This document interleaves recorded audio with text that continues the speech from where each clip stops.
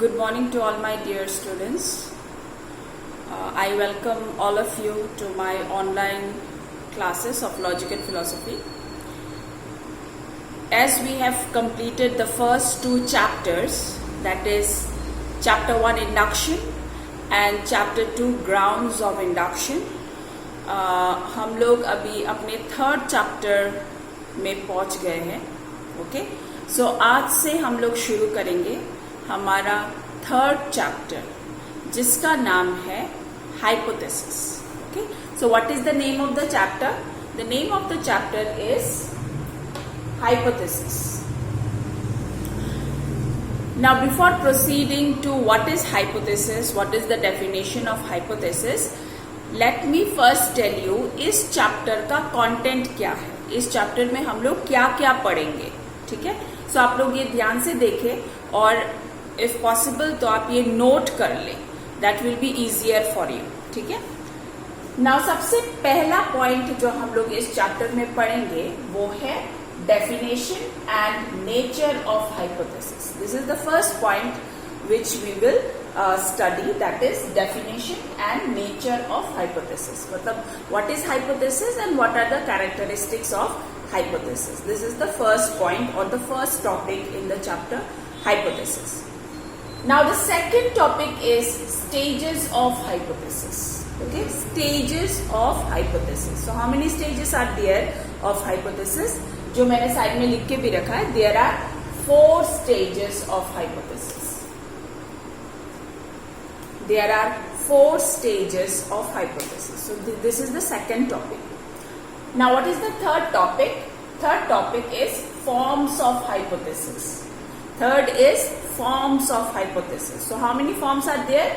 There are 3 forms of hypothesis. 3 forms of hypothesis. Next is uses of hypothesis. What are the uses of hypothesis? So how many uses? There are 4 uses of hypothesis. Next is kinds of hypothesis. Okay, how many kinds of hypothesis are there?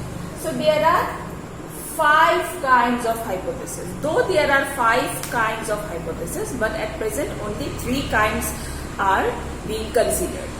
ठीक है? So let us go to the next topic. Next topic is the conditions of a legitimate hypothesis. The conditions of a legitimate or a valid hypothesis. What are the conditions of a valid hypothesis? So how many conditions are there? There are 7 conditions. 7 conditions of a legitimate or a valid hypothesis. Next is relation between hypothesis and induction. And the last topic in this chapter is relation between hypothesis and induction. ठीक है, clear? So very simple. The chapter is very interesting and very short chapter. Only these 7 topics are there in this chapter, but it is a very important chapter. Okay, you will get lots of questions from this chapter. So जितने भी videos I'll give you on this chapter, सारे lectures आप लोग ध्यान से सुनना. If there is any confusion, I'll explain you again and again and again. Okay? So let us start with our first topic, that is definition and nature of hypothesis. मतलब hypothesis क्या है, उसका nature और characteristics क्या है. ठीक है? Now, a hypothesis is a tentative suggestion made for explaining facts. A hypothesis is a tentative suggestion made for explaining facts. ठीक है? Hypothesis जो है वो एक tentative suggestion है, वो एक तरह का suggestion है which is made for explaining fact. किसी भी फैक्ट को, किसी भी केस को सॉल्व करने के लिए हम लोग बहुत सारे सजेशंस बनाते हैं, राइट? बहुत सारे सजेशंस देते हैं. सो ये हाइपोथेसिस भी उसी तरह का एक सजेशन है. It is a tentative suggestion. What does tentative means? Tentative means that which is not certain, that which is not definite. Okay, जो चेंज हो सकता है, which may change. So that is called tentative. So what is a hypothesis? A hypothesis is a provisional or a tentative suggestion. It is a provisional supposition or it is a tentative suggestion made for explaining fact. For example, if P then Q. Okay, if P then Q. तो इसमें P जो है this is the hypothesis and Q जो है this is the result, the consequent. Okay, so let me give you more simple example to make you understand what is a hypothesis. Hypothesis हम लोग बनाते हैं हर तरह के प्रॉब्लम्स को या फिर हर तरह के केस को सॉल्व करने के लिए. Hypothesis, without hypothesis we cannot solve any kind of problems, we cannot obtain any kind of knowledge, neither we can solve any kind of case. ठीक है, सो हर चीज का सोल्यूशन हम लोग शुरू करते हैं हाइपोथेसिस से. Okay, it is the suggestions which we give for solving any problem और एनी केस और obtaining any kind of knowledge. For example, suppose अगर आप लोग कॉलेज से घर गए और जाने के बाद आप लोगों ने देखा कि आपकी खिड़की के सारे शीशे टूटे हुए हैं. ओके, तब क्या होगा? एट दैट टाइम आपको पता है कि किसने तोड़ा, कैसे टूटा ये सारे शीशे? नहीं पता. सो उस केस को सॉल्व करने के लिए हम लोग कहीं से तो शुरुआत करेंगे, राइट? सो मैंने अपने पिछले चैप्टर में आप लोगों को समझाया था कि observation is the starting point of any investigation. किसी तरह के नॉलेज को ऑब्टेन करने के लिए सबसे पहले हम लोग ऑब्जर्वेशन से शुरू करते हैं. तो इस केस में भी हम लोग ऑब्जर्वेशन से शुरू करेंगे. फर्स्ट वी विल ऑब्जर्व कि शीशा कैसे टूटा. So we will observe properly. Now उसके बाद हम लोग क्या करेंगे? The second stage of solving the problem is to make hypothesis. Now what is a hypothesis? यहाँ पे हम लोग किस तरह के हाइपोथेसिस बना सकते हैं? इस केस को सॉल्व करने के लिए हम लोग किस तरह के हाइपोथेसिस बनाएंगे? फॉर एग्जाम्पल, हम लोग ये हाइपोथेसिस बनाएंगे, ये अंदाजा लगाएंगे. हाइपोथेसिस को अंदाजा लगाना भी आप लोग बोल सकते हो. Okay, maybe, that will start with maybe. So हम लोग ये अंदाजा लगा सकते हैं कि ये खिड़की के शीशे शायद हवा से टूट गया. खिड़की खुला था, जोर से हवा आया और खिड़की जब खोलने लगने लगा हवा से तो सारे शीशे टूट गए. सो ये एक अंदाजा हम लोगों ने लगाया. This is one hypothesis. Second, may be बाहर से कोई बच्चे क्रिकेट खेल रहे थे तो बॉल आके ग्लास में लगा और वो शीशा टूट गया. This is the second hypothesis we will make. Okay, suggestion, we are just giving suggestion और हम लोग सिर्फ अंदाजा लगा रहे हैं कि maybe due to strong wind the glasses were broken of the window, or maybe the kids were playing outside and the glasses were broken. Okay, so दूसरा अंदाजा हम लोगों ने लगाया. तीसरा अंदाजा हम लोग ये लगा सकते हैं कि किसी ने पत्थर मार के ये शीशा तोड़ दिया. ओके, तीसरा अंदाजा हम लोग ये लगा सकते हैं. सो इस तरह से हम लोग बहुत सारे अंदाजा लगाएंगे उस केस को सॉल्व करने के लिए, राइट? लगाएंगे बिकॉज और कोई रास्ता नहीं है उसको सॉल्व करने के लिए, राइट? क्योंकि हम लोगों को कुछ नहीं पता कि वो सारे शीशे कैसे टूटे, कुछ भी नहीं पता. सो हम लोग कहाँ से शुरू करते हैं? हम लोग ऑब्जर्वेशन से शुरू करते हैं. हम लोग पहले ऑब्जर्व करते हैं उसको, उसके बाद हम लोग अंदाजा लगाते हैं. ओके, सो ये जो सारे अंदाजा लगा रहे हैं हम लोग, that is known as hypothesis. Okay, we just it's just tentative suggestion कि हो सकता है कि ऐसा हुआ है, हो सकता है कि ऐसा हुआ है और ये शीशे टूट गए. नाउ ये जो इतने सारे अंदाजा हम लोगों ने लगाया, क्या सारे are all this reason for breaking the glasses of the window? क्या ये सारे रीजंस है? नो, ये सारे रीजंस तो नहीं हो सकते, राइट? इसमें से कोई एक ही रीजन हो सकता है. So from all this hypothesis the one which is maximum related और रेलिवेंट टू द केस, जिससे हमें लगे कि ये केस सॉल्व हो सकता है, that hypothesis we will take into account and the rest of the hypothesis we will eliminate. And with the help of the relevant hypothesis we can solve this problem. So this is called hypothesis. Hypothesis is a provisional supposition. It is a tentative suggestion. Okay, provisional का मतलब भी that which is not final. Provisional मतलब सिर्फ हम लोग उस वक्त में वो अंदाजा लगाते हैं या फिर वो सजेशन देते हैं उस केस को सॉल्व करने के लिए, जो फाइनल नहीं होता। ओके, और ये हाइपोथेसिस हम लोगों को हर चीज में जरूरत है।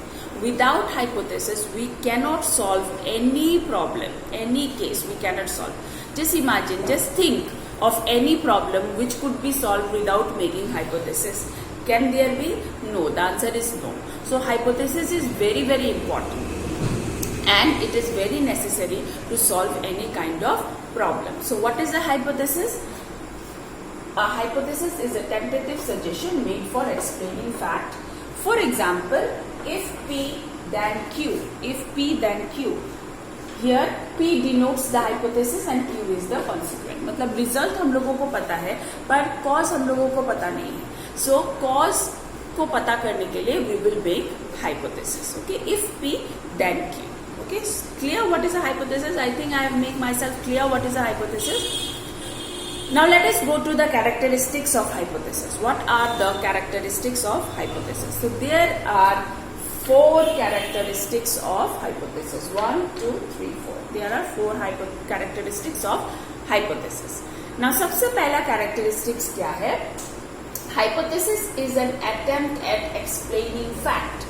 Hypothesis is an attempt at explaining fact. Hypothesis जो है वो हमें हेल्प करता है किसी भी केस को एक्सप्लेन करने के लिए। ओके, कोई भी जो प्रॉब्लम हमारे सामने आता है, कोई भी प्रॉब्लम हमारे अगर सामने आए तो वो हमारे लिए बहुत न्यू होता है। हम लोगों को कुछ भी पता नहीं होता है उस प्रॉब्लम के बारे में या फिर उस केस के बारे में। ओके, तो उसको एक्सप्लेन करने का जो सजेशन है वो है hypothesis. It is an attempt at explaining fact. ये हमें किसी भी केस को सॉल्व करने के लिए ये एक एक्सप्लेनेशन देता है, ये एक्सप्लेन करता है कि हम लोग किस तरह से आगे बढ़े उस प्रॉब्लम को सॉल्व करने के लिए। So this is the first characteristics of hypothesis, that it is an attempt to explaining fact. दूसरा, hypothesis is an hypothesis organize facts in a meaningful pattern. दूसरा कैरेक्टरिस्टिक्स ये है कि ये जो हाइपोथेसिस है ये ऑर्गेनाइज करता है फैक्ट्स को, सीरियली ऑर्गेनाइज करता है और इन अ मीनिंगफुल पैटर्न, एक सिस्टमैटिक वे से अरेंज करता है फैक्ट्स को। ओके, विदाउट यूजिंग हाइपोथेसिस जितने भी फैक्ट्स हमारे सामने आएंगे वो सारे फैक्ट्स जो होते हैं वो अनऑर्गेनाइज्ड होते हैं। किसी भी केस, जब भी हम लोग किसी केस को सॉल्व करना चाहे, उस केस के जितने भी फैक्ट्स होते हैं वो सबसे पहले जब हमारे सामने वो केस आए तो सबसे पहले वो अनऑर्गेनाइज होते हैं। राइट, कुछ भी समझ में नहीं आता है हम लोगों को कि कहाँ से शुरू करें।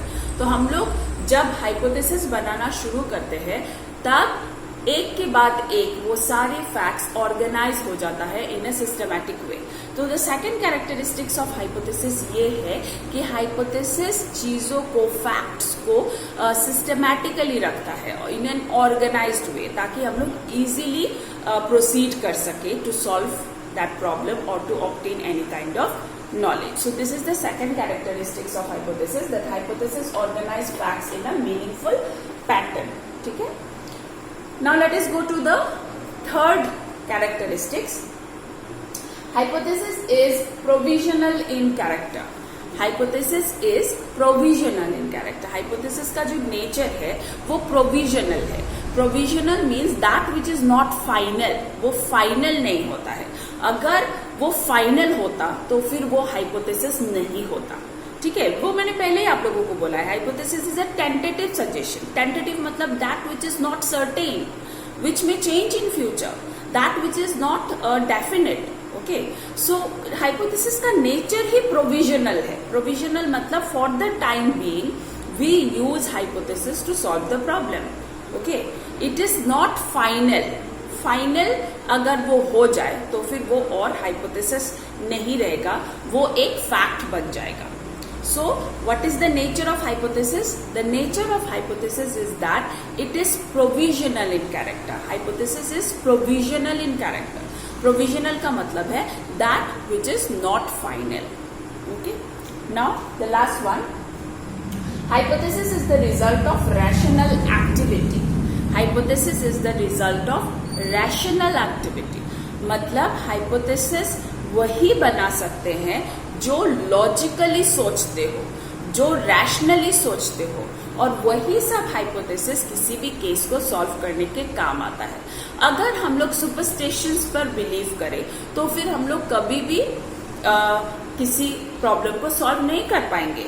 Okay, so we should not be impartial, we should not believe in prejudice, we should not believe in superstitions.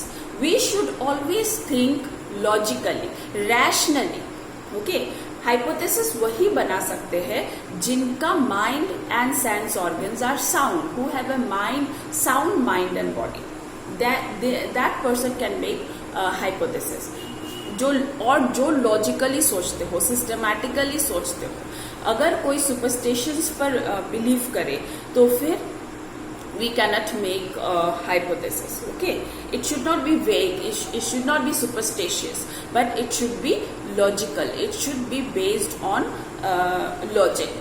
So what is the last characteristic of hypothesis? Hypothesis is the result of rational activity. So these are the 4 important characteristics or nature, you can say, of hypothesis. Okay, so let us revise our class from the beginning once again. I hope all the characteristics are clear to you. It is very simple and the chapter is very very interesting too.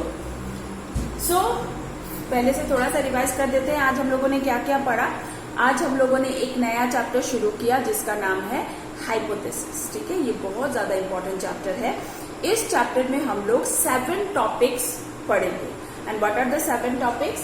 Definition and nature of hypothesis, stages of hypothesis, forms of hypothesis, uses of hypothesis, kinds of hypothesis, conditions of a legitimate hypothesis, relation between hypothesis and induction. So these are the 7 topics which we will study in this chapter. तो आज हम लोगों ने कौन सा topic पढ़ा? आज हम लोगों ने फर्स्ट टॉपिक पढ़ा. मतलब what is a hypothesis and what is the nature or characteristics of hypothesis. ठीक है. So what is a hypothesis? A hypothesis is a provisional supposition. Okay, it is a tentative suggestion. Okay, hypothesis is a provisional supposition. It is a tentative suggestion for explaining facts. So if in examples, for example अगर हम लोग बोले if P then Q, यहाँ पे Q is the result, Q is the consequences or the consequent. So Q तक हम लोग कैसे पहुंचेंगे? रिजल्ट हमारे सामने है पर उसका कॉज हमें पता नहीं है. Okay, the result, it is near our eyes, we know the result, we know the consequent, but उसका कॉज क्या है, what is the reason, वो हमें पता नहीं है. तो वो हम लोग कैसे पता करेंगे? वो हम लोग पता करेंगे with the help of a hypothesis. So if P then Q, Q is already there, the result is already there, Q is the consequent, then P is the hypothesis. Okay, so in simple language अगर मैं बोलूँ, hypothesis मतलब अंदाजा लगाना. किसी भी case को solve करने के लिए सबसे पहले हम लोग उसको ऑब्जर्व करते हैं, उसके बाद हम लोग अंदाजा लगाते हैं कि कैसे सॉल्व करें, उस केस को कैसे सॉल्व करें, उस प्रॉब्लम को कैसे सॉल्व करें. हम लोग बहुत सारे अंदाजा लगाते हैं कि शायद ऐसे करने से ये सॉल्व होगा, या फिर ऐसे करने से ये सॉल्व होगा, या maybe we should do this, maybe we should do that. So ये जो मे बी है, ये जो बहुत सारे सजेशंस हम लोग दे रहे हैं उस प्रॉब्लम को सॉल्व करने के लिए, that suggestions are known as hypothesis. So it is provisional. Okay, it is provisional, it is not final, it is only a suggestion. उनमें से जो हम लोगों को रेलिवेंट लगेगा जिससे कि वो केस या प्रॉब्लम सॉल्व हो, उस हाइपोथेसिस को हम लोग कंसिडर करेंगे, और जो इरेलीवेंट होगा उसको हम लोग एलिमिनेट या फिर रिजेक्ट कर देंगे. ठीक है. So there are 4 characteristics of hypothesis. You can see the nature of hypothesis. सबसे पहला, hypothesis is an attempt at explaining fact. Hypothesis किसी भी फैक्ट को एक्सप्लेन करता है. दूसरा, it organise facts in a meaningful pattern. Hypothesis बनाने से पहले सारे फैक्ट्स सेपरेट होते हैं, पर once we start making hypothesis, ये सारे फैक्ट्स को एक ऑर्गेनाइज वे में रखता है, या फिर it organise facts in a meaningful pattern, ताकि हम लोग इजीली सॉल्व कर ले उस चीज को। तीसरा, it is provisional in character. Provisional मतलब ये फाइनल नहीं होता है, okay. Once it becomes final then it is no longer a hypothesis. Last one, it is the result of rational activity. So जो रैशनली सोचते हैं सिर्फ वो ही हाइपोथेसिस बना सकते हैं। We should think logically, impartially when we are making hypothesis, then only that hypothesis will be active. Okay, so I hope the class is clear. If there is any confusion, you can write in the comment box, or we will discuss in the Google Meet class. So bye for today. Have a nice day all of you.